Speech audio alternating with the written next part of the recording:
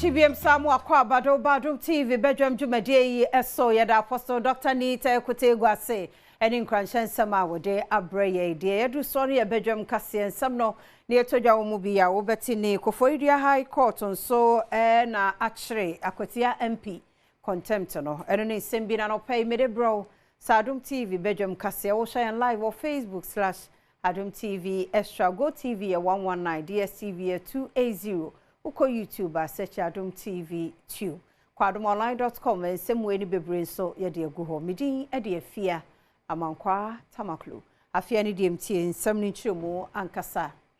Koforidua High Court enenei one more the contempt ato akwatia mrahye bedwani eye eneskumi eso nsam no eni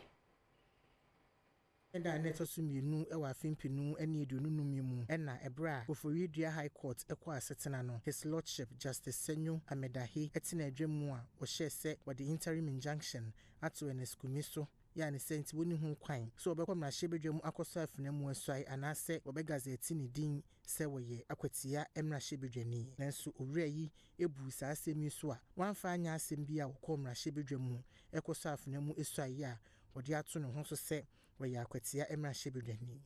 Bernard Bediakon eye emranimu ni woni amane boni atwetwe nkomo obra court no ede na setena ebe awieye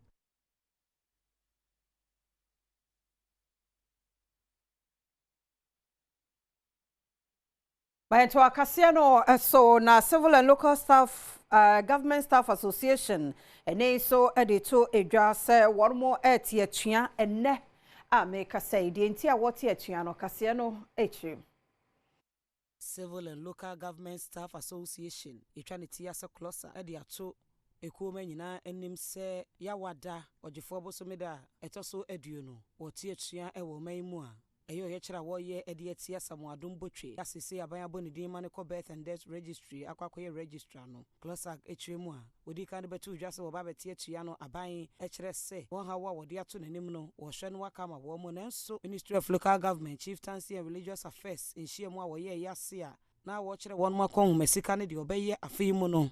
na owura botwe ewom senti edi adanse yese dibre no da so ekuramu a de aban kan yese oyi na firi hono nokure enim enkrata executive secretary Isaac Bampo Ado eribetu dwa wo kiremu se kosi se aban ebetie de wonom eka ne de nya de a obetwe sa agina yeyi asensen enso oni nyina mu no aban akire senti a wode sa dibre no ema no oswafa wo hwe aban kita hodie so Felix Kwachiofosu ekire se owura Samuel Adom botwe yama ne dibre se registrar of Birth and Death no enne omayimra eko pepepe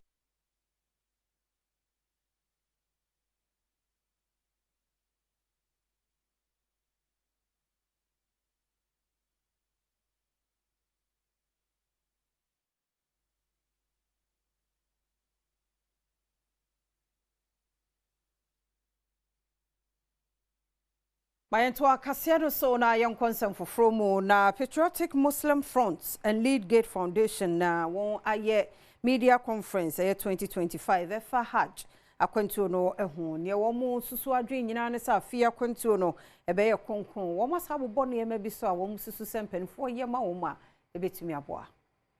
ya hese anka nimanum ya no ya den hihye ya papa begu akwam na etumi asosa nyama we nyina anu ne nya nsem ya no pumasibre ne di kan ye besre se aban a abai entumi empa ba sumkuo bi a mo be independent aye tum din Independent Heart Commission na mo dwumedie ne se o mo be hwe ensem awodo a ha kwantufo na ya wase ye betumi anya anu pumasibre na ebiem ye hwe se ye be form Hajj Trust Fund na sa trust fund no dwumedie kese pa obedi ene se ye won krofobia ya no mo ankasa pem on pese o mo boa akwantufo na o mtumi kɔ Mecca yetwa ensamno eso na bino na echre se de President Magana Journalists Association eblemi aban ewo nsentwefobia ye tata wo mo no nukre bi enim yentimi faso bonu mo aban ye Government Communications Minister Felix Kwachiofosu ene kasei eye nsentwefo enkabomukuo enhye mu ye ne nra a nsem kan bi ekoso no em se yesusu se eniema bi anko yie awon sentwefo nhye mu nase edikan asem kan ye ekoso se aban a omampani ma amada no se bi yabo po bi ana yetu agina bi se ye ne sentwefo bi betentam na ya yo monyedoa no enye nokre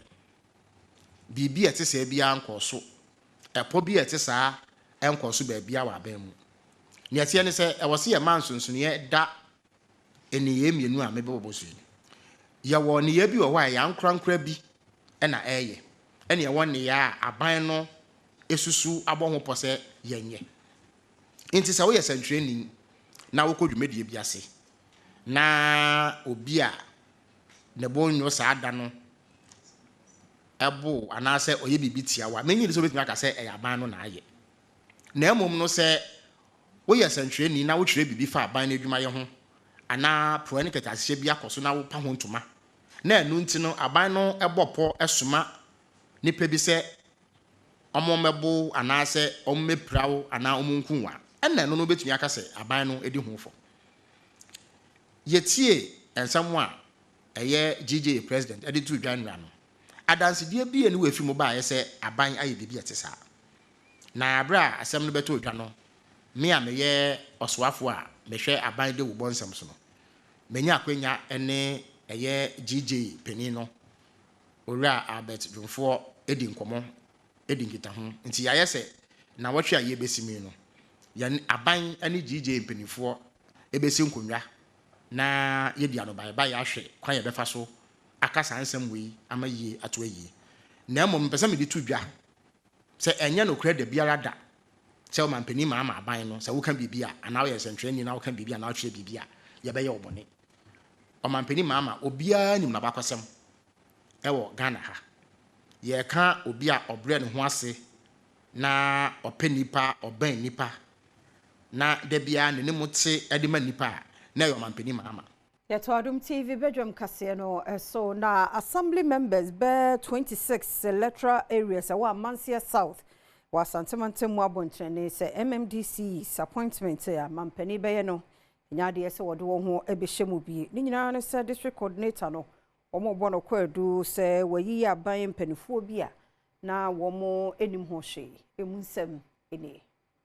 Assembly members are more ewo electoral areas bese edunusia ewo Amansia South mensini mu Santimantem hanei waye sentwofo nhyiamu akere won yaudie etia won coordinating director se wafa kotikwan bi so age aban empanifo obo mudin bi ba amantem no matuma wanyi wo mu asotire omo akere se age coordinator yi aye beka ho bi amanhwe ya aban dachi bi a obo panyi bi din se ombesom sa aban krache pani a omo nso anyini ntum yeye nipa mako 26 elected assembly members ye 26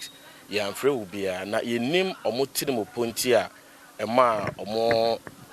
edi sa adwuma se nti agise omo na be kirem ni nti a elected assembly members ye manfo ede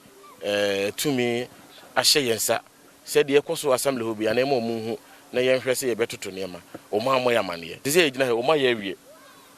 ya ante ho hwe omaso omu yin awie nti omo ne ye be ye adwuma anaso omo ne ye nya adwuma se no mo be ko ne de a ene ye nso ye be fa yan wadwene because the aka no kra ne so this confirmation but ko ba se mo ye BBC na mo de fa back door enfichire na mo de BBC de ene ye nso ye bedwen ho mienu se de oh ye kra nsusu ye pa ye Woma district no ne de ye adwen se na ye be ko de a ene ye nso ye betu ye ho fo Assembly members phobia wo nso eba nsentwefo nhyiamu nase eni Adom kase ebo nkomo no mo kire se ye de politics na ye adwuma nka me America se me ye NDC ni ye nyina wo nyina obi anim se me de NDC ne kopa nso so enya de kwan so no kom se sisi ya no am se we ne ye hu na ne wo ye nim ne doso because ye DC ya wo be ba na ye ne be ye adwuma no kra e ba ko pe se ko se di a ene ne metima kan se emwa emampuntu emma disinti mesre mansancha mi kwadwobi mriku amanebo Santimantem Yenyina no so na Badwam kase no pay no yemfansi he ni die mu a twen yembiem ne yemfa de bonkrata no ene online de nto so medi afia amankwa tamaklo yakwaba